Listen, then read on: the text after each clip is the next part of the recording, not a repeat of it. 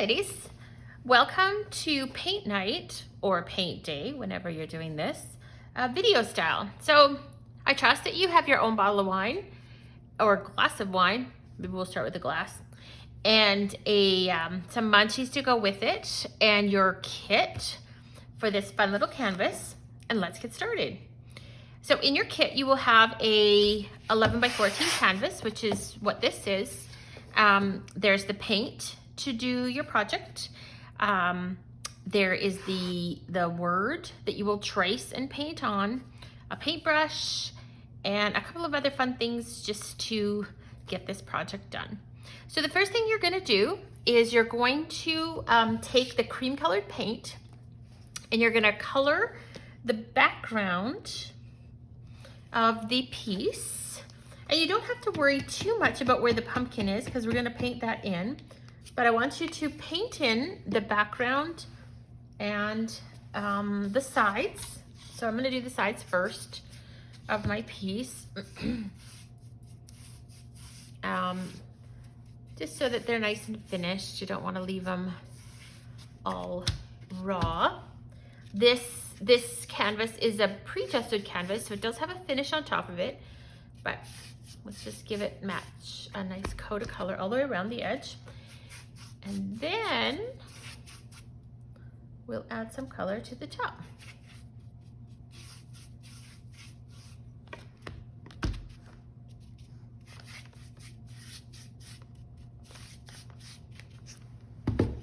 Okay, there's my edges done. So now I'm gonna just color in, actually I'm gonna just draw a circle because this is kind of where my pumpkin is gonna go, and I don't need to, it just gives me a reference point too. I'm gonna paint in.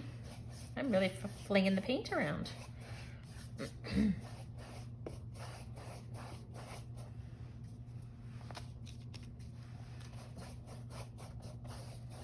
of gives me a reference where that pumpkin's gonna go.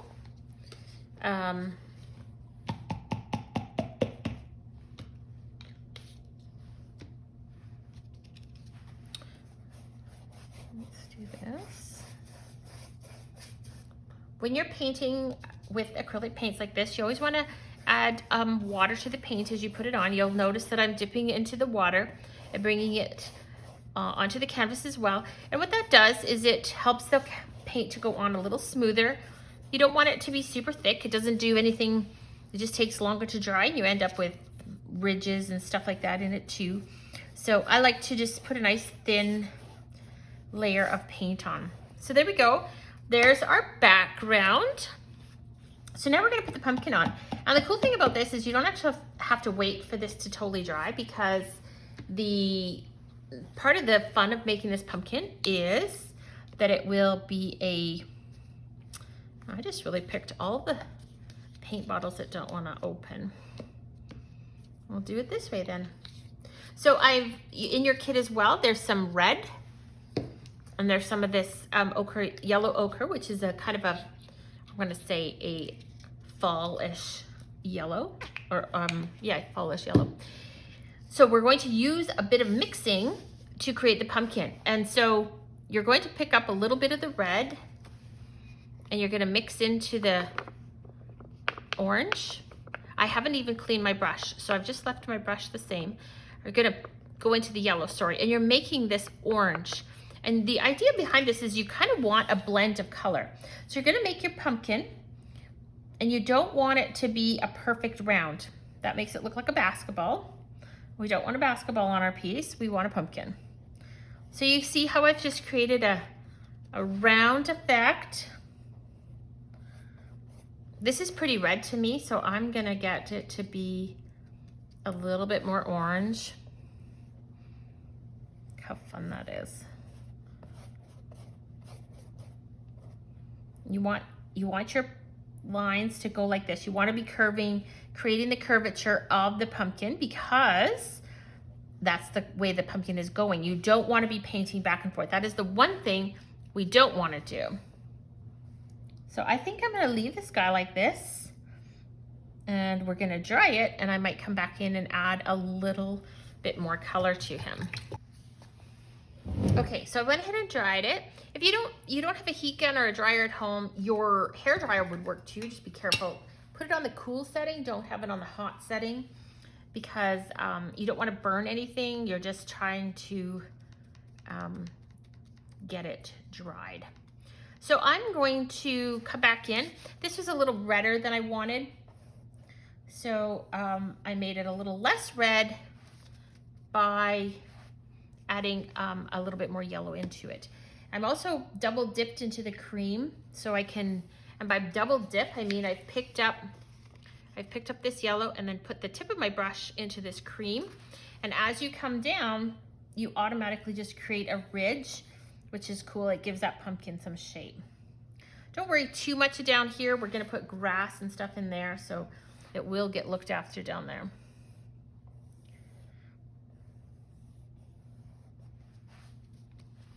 But I need a little bit more paint.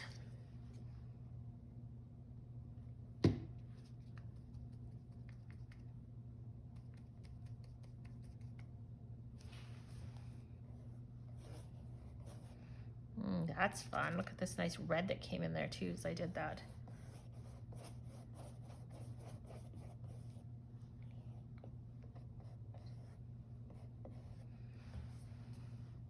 Oh, that looks really cool. I am going to add, I am going to come in with just a little bit more color and a little bit more white, just because I want to add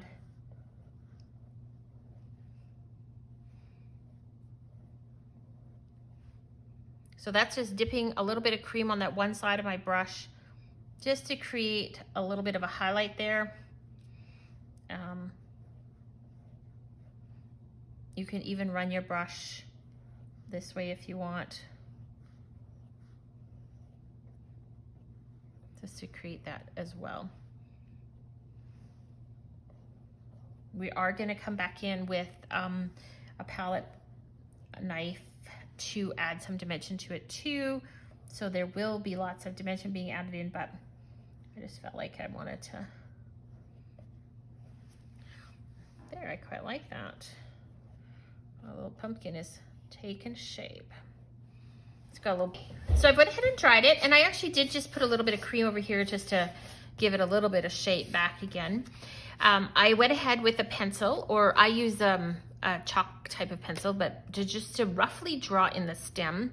It is going a different direction than this one, but it just for some reason feels like I should go that way. So that's the way it's gonna go. So for this next step, we're going to come in and add this aging part in here. You'll see this kind of come across. And for that, you're going to use the brown that's in your kit and this palette knife. And when you pick up the paint, you want to get rid of most of it, okay? You don't want a whole lot left on your brush or on your knife. And you're going to drag it across. I went and grabbed a different brown. I wasn't loving that. You see here, the brown I had was a little bit more red. I went to get something a little bit darker. I like it better. So I've started to add in. This is because I started in the middle. Don't really want that so much, but it's all good. So see, I'm dumping it off. And I like when it does this catch on the side like that. I think that's pretty awesome. So I'm okay with having a little bit more on the sides so that it catches. And I've actually went across the pumpkin a little bit too, because why not? So I'm liking that.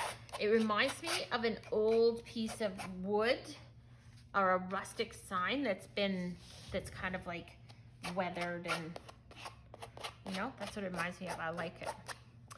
So I think that that's just about good. I really like that. I might call that a day for that. And then while we have the brown paint, while we're dealing with this brown paint, you can go ahead and paint the stem of your pumpkin. And again, don't resist to paint it this way. This stem goes this way into the pumpkin. So let's paint it in the direction of which it goes into the pumpkin, because then it makes sense, right? So we're gonna put I'm gonna put one layer on it, and then I'll probably come back in and put a second layer on top of that paint. I'm gonna go ahead and dry this, and then we'll come back.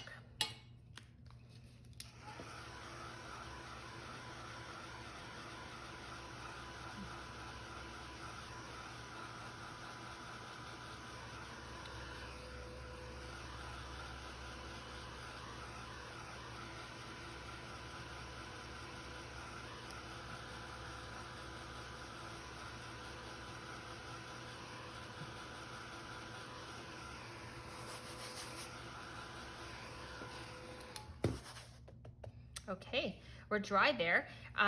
So what we're going to do now is we are going to add in the same effect that we just did here, but onto the pumpkin. You can see that I added a little bit of highlight with the brown onto the, or the cream onto the pumpkin.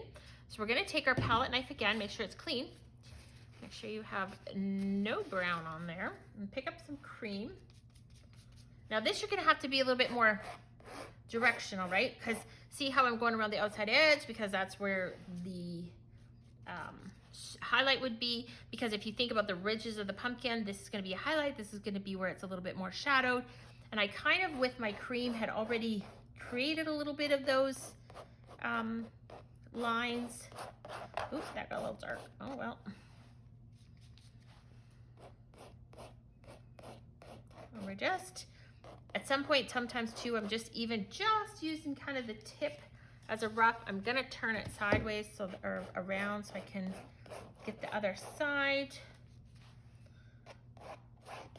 So again, I'm just trying to create some of the shadows that, or the highlights that would be in this pumpkin.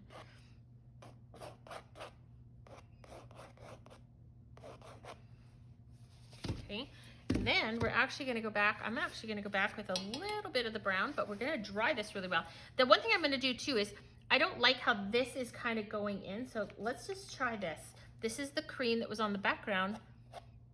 So can we push back? Ah, that's what we want right there. So see how I just kind of got rid of that a little bit, because I didn't want the stem going into the brown from the background. So, okay, so I dried it really good, and then I came back with my brush and just add a little bit of side highlights to my pumpkin again. I'll show you how to do that with the shadows. I'm also just painting in the stem again, and you'll notice that this isn't an exact science, but I am going to pick up a little bit of the cream and just run it down the side just to give it a little bit of a highlight. That's probably more than I need. Good. I'll probably touch that up again, but we'll dry it first. So while that's drying, I'm carefully gonna show you just a little bit on how to add a little bit more of a shadow into this. So I think I'll do it with the brown, just add a little bit of brown in there. So on the corner of your brush that's in your kit, you're gonna pick up, so you want a clean brush, and you do want to have clean water, and you're gonna take most of the water out of it. You don't dry it with a cloth, but kind of squeeze it between your fingers. So it has like just that little shine of water in it. You dip just the corner, so it looks like that, and then you're going to just, so see when you push on the brush like this and stroke this way, it goes from paint to water, and that is what's going to give you the, so on this opposite of, that's what's going to give you a shadow. So on this opposite of this highlight would be a shadow if you come through here like this. And don't be too heavy-handed on this, because of course it's brown and you're on orange, so you just want a little bit. You could also come in very gently with the knife as well, but I think I like this control just a little bit more. So that, just see how that just gives it a little bit of depth in those crevices. So dip into the brown, do a couple strokes with it, pull up just a slight little bit. I'm gonna flip it around just because I am right-handed and like to work in one direction. let's do this. Let's come through here a little bit. Okay, so that gives us some good shape. Now let's figure out how it's going to all tie together with the stem. I'm gonna give it a dry.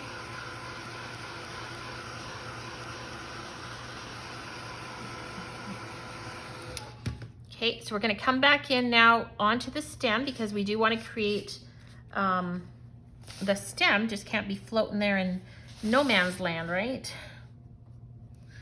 Let's create a little bit of, imagine how this stem would be kind of coming in there.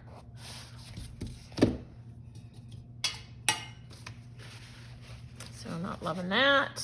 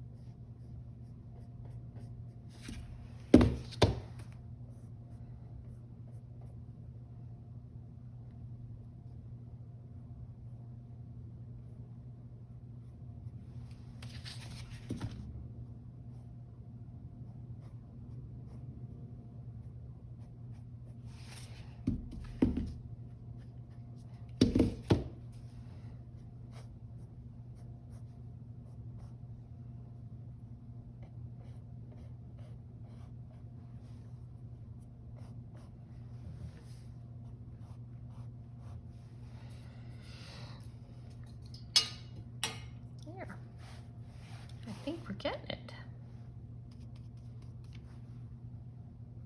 Let's just do a little bit of something there.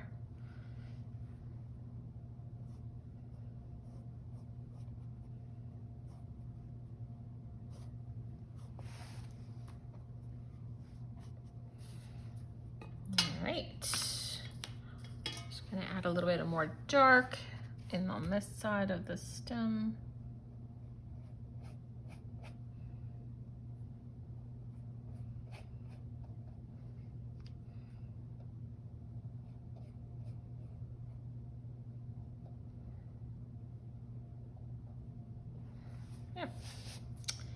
Awesome. All right. We are going to dry it.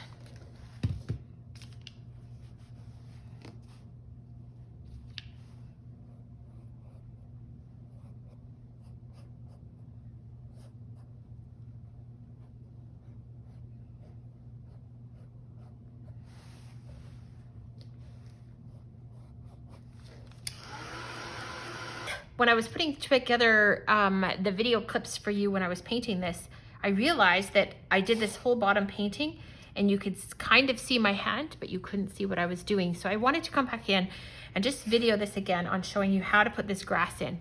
So you do have in your kit a wider brush. It might not be exactly looking like this one, but it's a wider brush like this. This is one you want to use. You're gonna load the brush so that it looks like so. Okay, but instead of pushing the brush this way, you're going to put it down and flick up this way. So all you're doing is just putting the brush down. And when I'm picking up the paint, I'm picking it up like this. I'm not like picking a whole bunch up. I don't need a whole bunch, but I'm just picking it up and going like this. And I could pick up a little bit of cream in there too. And just go along the bottom, just to add the grass into the bottom. Okay, that's as simple as how that was done. It's just that you have, in my videos, have no reference to that. So I just wanted to make sure you understood how to put the grass in. And you're just building the layers. So I did some brown, I did some of the green, I did some cream and brown, cream and green. I've just played with the layers and just keep going over top of them.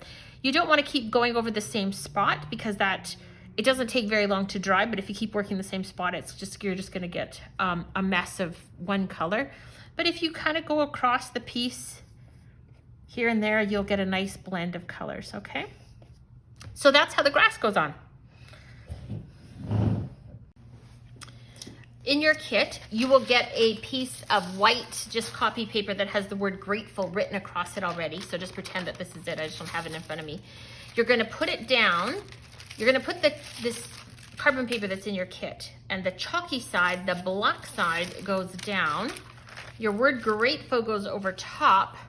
And when you write on this, it transfers the line. I'm not gonna press hard enough, but as you trace the grateful line, it will transfer onto your piece.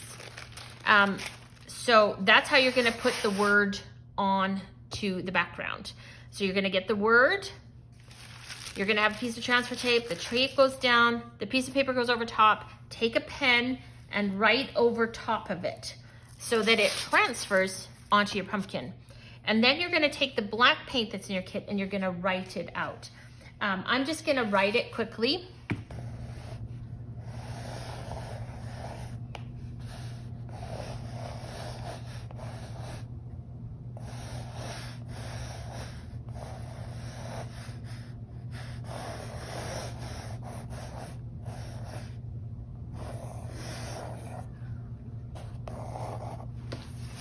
All right, okay, now that we have it transferred on, we're gonna take a thin paintbrush. So in your kit will be a pretty thin paintbrush that you could use.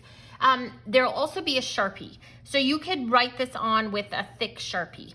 I wouldn't do it all at the same time though. So if you're gonna use the Sharpie, transfer it on, and then the next day, when you've had less wine, use the Sharpie to trace on the letters. And the reason why you're gonna wait the day is this paint, even though it feels dry, it's still cool, which means it has, it's still wet a little bit.